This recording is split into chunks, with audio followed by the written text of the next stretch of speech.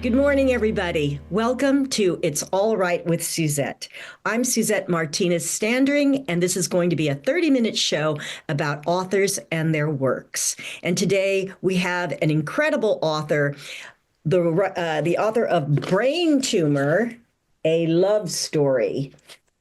A really fascinating and intriguing title to a very fascinating and enlightening book. And I want to introduce you to Kathy Eliscu.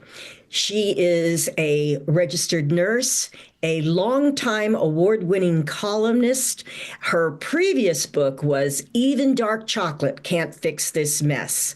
And she joined forces with her late husband, Dr. Ted White, to write this book, both from their separate viewpoints of undergoing the experience of her husband having and then passing from brain cancer.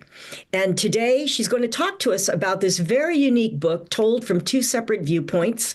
And I want to welcome her today. Kathy, thanks for being with us. Thank you so much, Suzette. Happy to be here. You know, I found your book to be so enlightening on many levels. You worked as a registered nurse, and your late husband was a psychiatrist and psychoanalyst devoted to those with mental illness and substance disorders. And I know that in 2011, your entire lives were turned upside down by his brain tumor. And your book is about the journey of love, anger, denial, humor, and everything in between. And first of all, I would like to ask you, what do you feel that you would like readers to get from this mutually written book? Well, I hope they get some sense of the reality of what it's like to have a spouse or family member that's quite ill, and that it's not an easy road, and that it's okay to have a variety of emotions and experiences. Yes, it's true. And your book goes from your early courtship, your marriage, your time together, his diagnosis, and to the moment when he passed away. And I feel that A Love Story really encapsulates the essence of your relationship. Tell me, how did it come to be that you both decided to write this story from your own individual viewpoints? Well, for me, I think it came out of just exasperation over how overwhelmed I was by everything going on, and in particular, some anger that started to emerge when people said things to me that I thought were very unhelpful. So I started writing it really as a kind of a little guide to what not to say to people in this experience. For Ted, he was somebody that kept a diary probably daily, and he was just writing his notes on his experience. So we started from two different vantage points, and we didn't really know that we were each writing about it for about a year, and then we decided to try to put it together in some way. You know, your book, as I said, it starts with your courtship. Can you tell us about how you even came to meet Ted? Well, I was working at a hospital, and the doctor that I had been working with most closely was getting ready to leave. She was in the process of making a transition to another city, and we just had such a fun time together. So when she left and this new doctor appeared, I thought, ugh, please, where's my other doctor? So at first I wasn't particularly interested in him. I thought he was boring.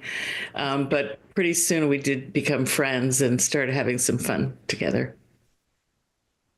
Kathy, what I would like to do, because it's so intimate and personal, is I'd like to read short excerpts from your book, and then I'd like you to comment on it, okay?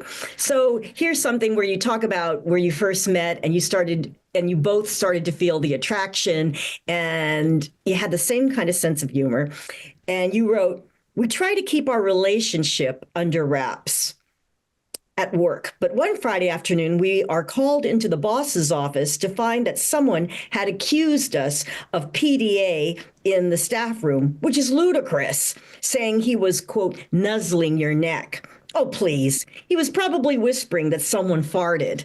I think, can you talk a little bit about the things that attracted you to each other in your relationship? Well, we, first of all, we laughed so much. He had a terrific sense of humor. And as a humor writer, I also will just say that I have a good sense of humor as well. And it was really, the humor, the funny looks that we would give each other in a staff meeting because something was said that we had already talked about a million times. It started to bring us closer together. And that time that we were called into the principal's office, I think that was a result of, I don't think anybody really knew, or few people knew that his marriage and my marriage had ended or were nearing end. So I think maybe there were some, there was obviously one person, and we could never find out who it was. We weren't allowed to know who had made that ridiculous accusation, which was not true. And he probably did whisper that someone had farted. I mean, your book is really sprinkled with a lot of humor, so much love. And like I said, a very intimate account from both of you. I want to read something that he had written about his own experience. And Ted wrote, "We have our separate experiences with this terrible illness, but intertwined lives. I find it very difficult to write what I want to write, to express what is on my mind and heart, but it is often so hard to put on paper. But now the heat is on. My illness may end my life before this work is done. My story may never be told, at least not in the way I want it to be told. And in that case, I will be leaving her alone in more than simply the physical sense. And that possibility leaves me deeply sad and anxious." Can you talk a little bit about Ted's viewpoint and how this joint writing project may have helped him? I mean, the whole cancer diagnosis leaves people very vulnerable, and the unknown is present every day. And so we didn't know how long he would be here. We didn't want to leave each other. There was a lot of crying and hugging. But when we started writing, I think, there was maybe an element of hope in that. He was very forthcoming about his feelings, both, in real life and also in the book.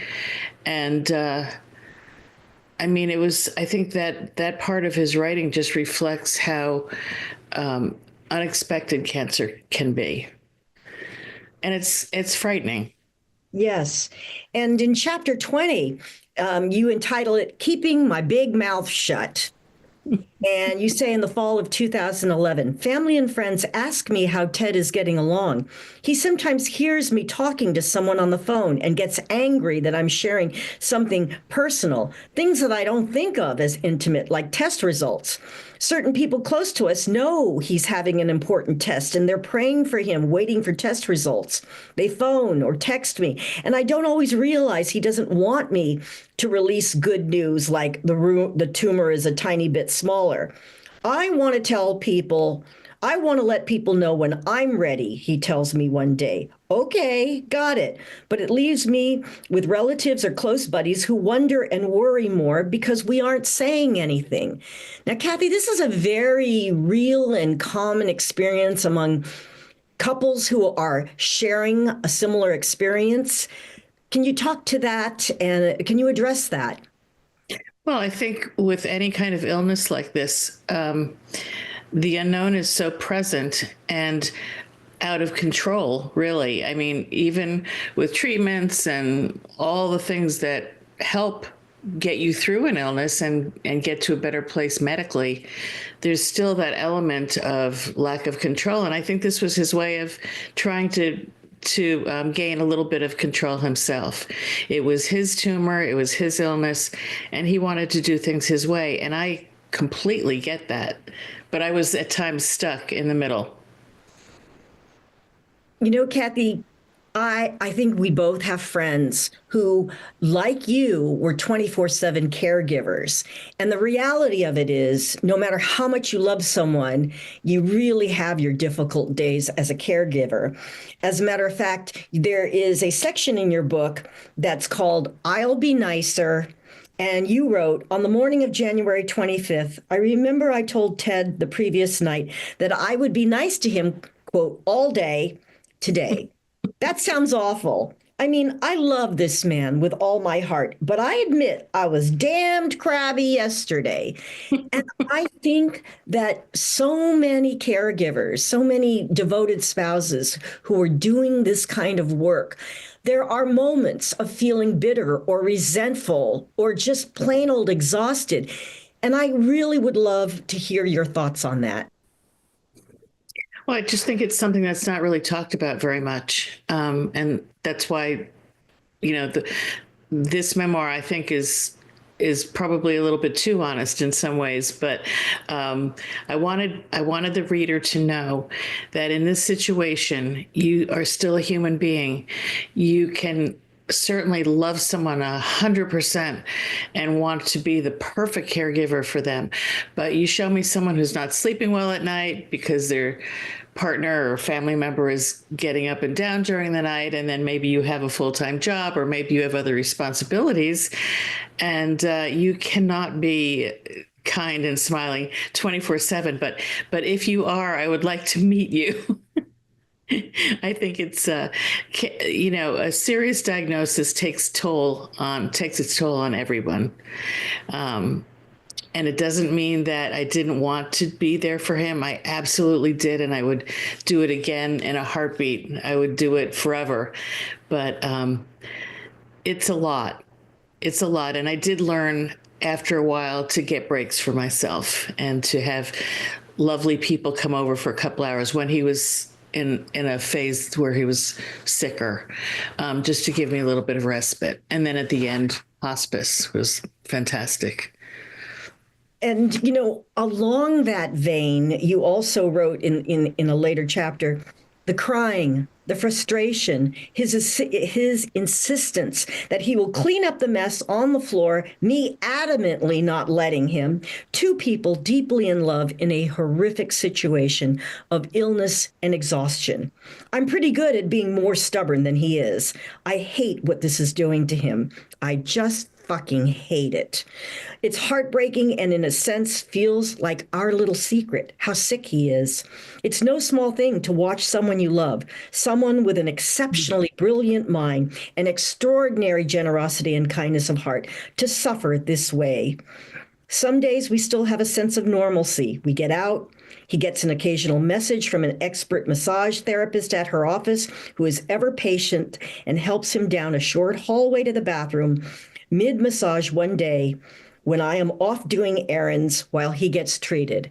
Now, Kathy, I know that you took breaks, walks. You spent time with family and friends wherever you could catch it. Can you talk a little bit about how did Ted manage his own emotional well-being in a situation like this? How did he manage his frustration? Well, I mean, he had good friends that he talked to. We both sought some brief counseling at the cancer center where he was treated when we had troubles. He did a lot of reading, and I think that helped him. So I think for him it was talking, reading. He particularly, for someone who was a self-proclaimed agnostic, he did a lot of reading about spiritual matters, and gosh, he was going through book after book. So I think that was maybe also some solace to him, and he continued to write. Um, and see friends. He would have lunch out with some of his buddies, things like that. And I Yes. don't know what else he did internally or I mean, I didn't monitor him, but I know he had conversations with people, and I think that was very useful. And finally, before we wrap up this segment of our program, there's a point in your book where he passes away in hospice. And I think that this passage actually moved me to tears. And you wrote, after an hour or so of family coming in to pay respects to Ted and to see me, it is time to start packing up our items. Every little thing Ted has touched has meaning: razors, t-shirts, soap. The nursing staff comes in to wash him before he is transported to the funeral home. Do you want to stay here? One asks. Can I wash this area? I ask, pointing to just below his right shoulder, that area of his chest where I had laid my head so many times. They encourage me to do so. Kathy, what was it like writing that very emotional finale to your book?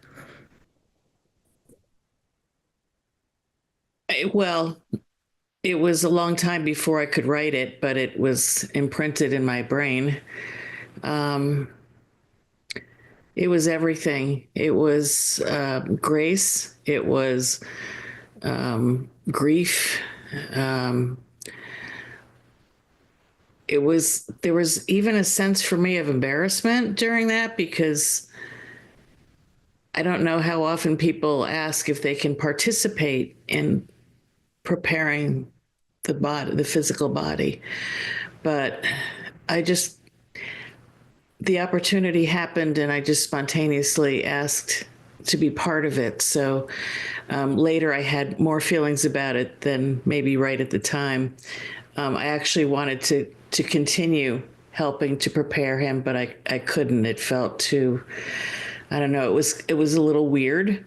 But that one section, I think I needed to physically touch that part where I had loved resting with him so many, many, many times.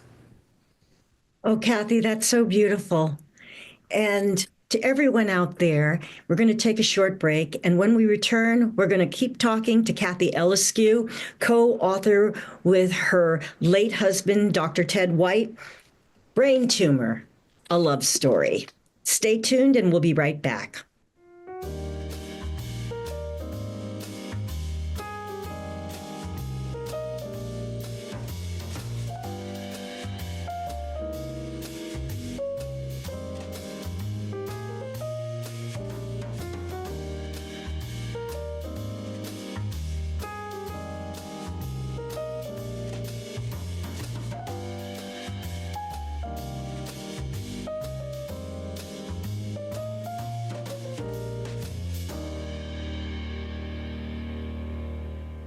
And we're back with Kathy Eliscu about her deeply moving book that she co-wrote with her husband, Brain Tumor, a Love Story, that encompasses their cancer journey together when her husband was first diagnosed with a brain tumor to his passing, both written from their individual viewpoints.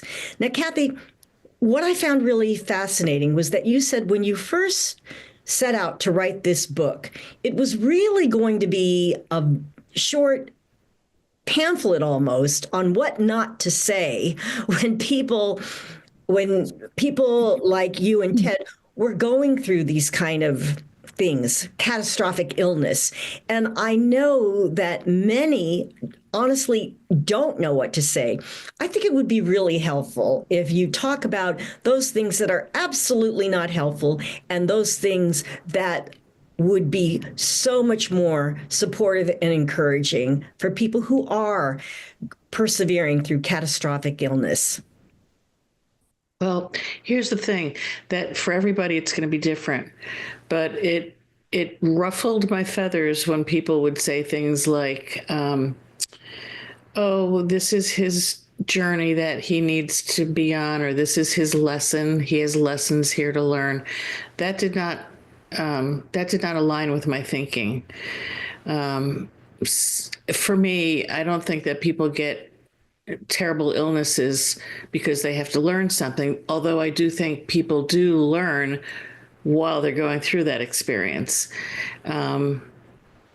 Anyone that said anything about God in regard to his illness, there were very few people that did that, but those kinds of remarks, I don't think God gives us these illnesses for a reason. Again, I think we make reason of them. So anything like that was not okay with me. The best things that people would say were just like, "I'm sorry," or "What can I do?"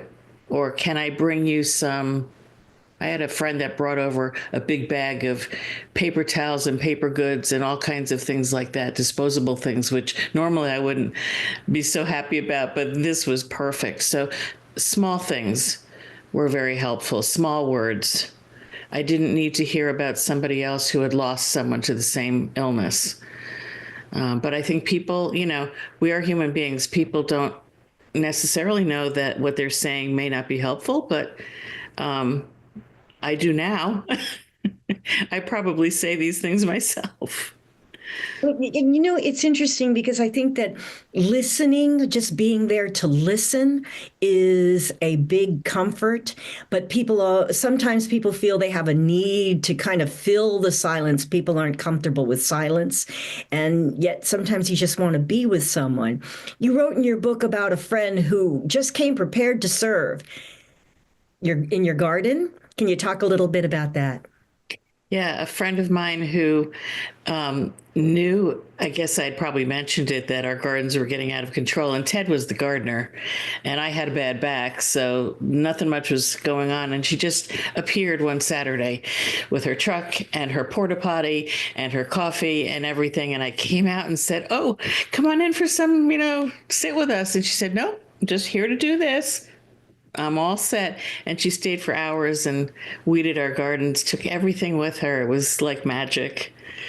What kind of actions do you feel would be helpful? Bringing food, like you talked about the paper goods, which was a novel thought to me. What else, Kathy? If you could Yeah. go back and tell people that you want to help me, this is how you can help me.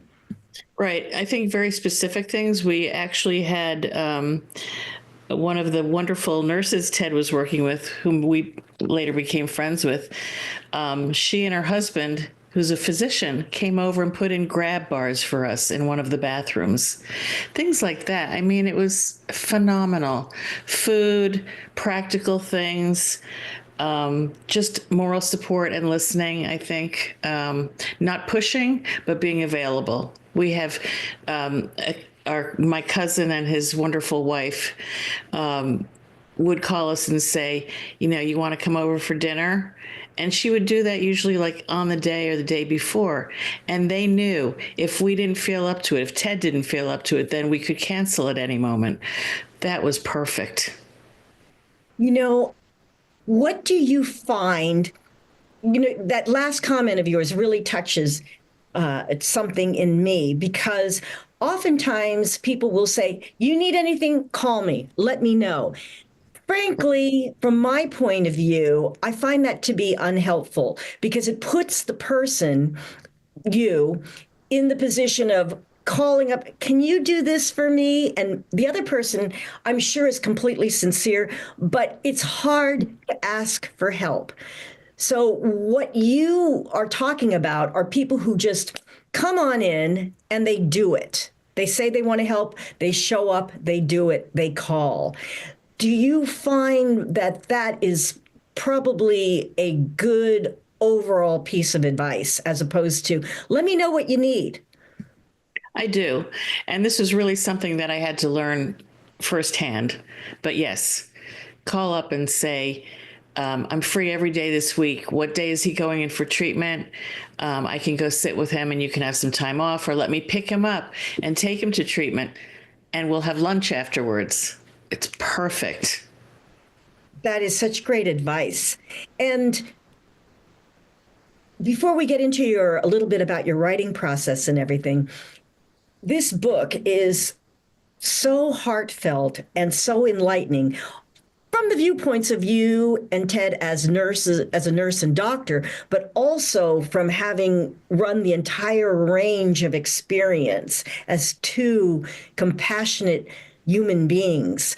Mhm. What would you like to tell people who might be thinking about buying your book? What would you like to say to them?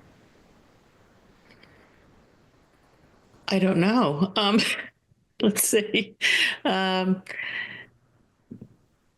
I mean, I think it's a book for anybody, really. I'm not sure I'm answering the question, but anyone that goes through anything difficult, I think there are a lot of layers to that are challenging, and if it's an illness, maybe it will help people understand. I mean, we dealt with different things that are very practical. We dealt with insurance problems, and that's in the book. And I'll never, ever, even under oath, mention any of the insurance companies that were really difficult. But I think human experiences are very common. Insurance things now, financial considerations, the question of how to proceed with making accommodations, those kinds of things. Is that what you're asking? Yes, it was. And it was a very good answer. I don't think I asked the question very clearly, but you gave a great answer. Now, I'm curious. You were going through this incredible experience. Every day, you and Ted are journaling. You were going through grief after his death. How long did it take you to actually finish this book? Oh, a long time. Um, it didn't come. It came out about almost 10 years after he passed. And for the first few years, I thought, okay, I'm going to try to write about this. And I'd open the computer and nothing, I just burst into tears the first time I would read a few words and close it down. And that happened for several years. I still kept some notes, and I kept one part of the book, especially I think when he's in hospice, is filled with emails, because at that time I was not really writing, but I was writing to family and close friends about how his progress was. It was really during the pandemic that I started writing more in earnest, or I should say, working more on the book. I had a few years prior to the pandemic, I started to write bits, but I joined an online writing space through the National Society of Newspaper Columnists, of which you were a key member. And that at that point, that was probably, I don't know, 2019 maybe when that started. So that was, 8, 9 years, no, 14, like 5 years after his death. And at that point, I was still very emotional when I would write about things and look at his words and start to put this together in some kind of an organizational way. But yeah. I think that you really, I mean, what an achievement given, your emotional state and everything that you had gone through. I know Ted was the love of your life, and the book really carries, and it radiates with the flavor of how much you loved each other and how much fun you had together and what a deep loss it was. And what about the publishing aspect of it? How did you choose um, your method of publishing? I'll talk about that, but first I want to say something that I should have said last question. Part of the impetus for me to do this was that a few weeks before Ted died, we talked about whether I should continue the book, and he definitely wanted me to. So I felt like I'd kind of made this pledge to him. I chose Maine Authors Publishing in Thomaston, Maine, which is a cooperative publisher. It's kind of a hybrid, I would describe it. And I chose them because I used them for my first book, and I'm not very technical. So they provide lots and lots of services that I would not do if I were purely self-publishing. That's beautiful. And now, with just a minute or so left, please tell us how we can get a hold of you, how we can buy your book, and, briefly what your next project might be. Okay, thank you. On my website, it leads you to all of that, but it's kathyeliscu.com. There's an events page, so that I mostly do right now main events, but sometimes out of state. I'm available for book clubs, talks, and I'm on Amazon and through my publisher, mainauthors.publishing.com. So I hope that helps. I know that you've been on a very successful book tour, and if anyone wants to get a hold of you, they can reach you through Kathy, that's with a K, Eliscu, ELISCU.com. Kathy, I want to thank you. Oh, go ahead. They can write to me on my email. It's kathyeliscu@outlook.com. That's perfectly fine. Kathy, it was a very meaningful time with you this morning.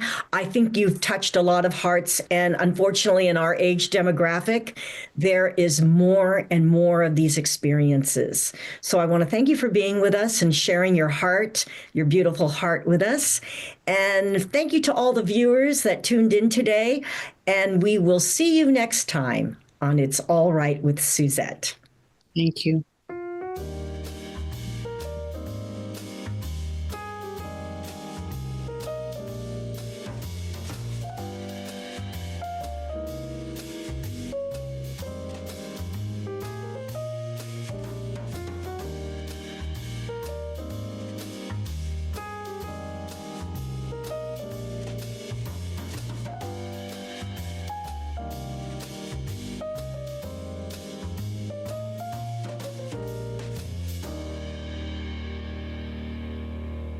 Three, two, one. Here we go!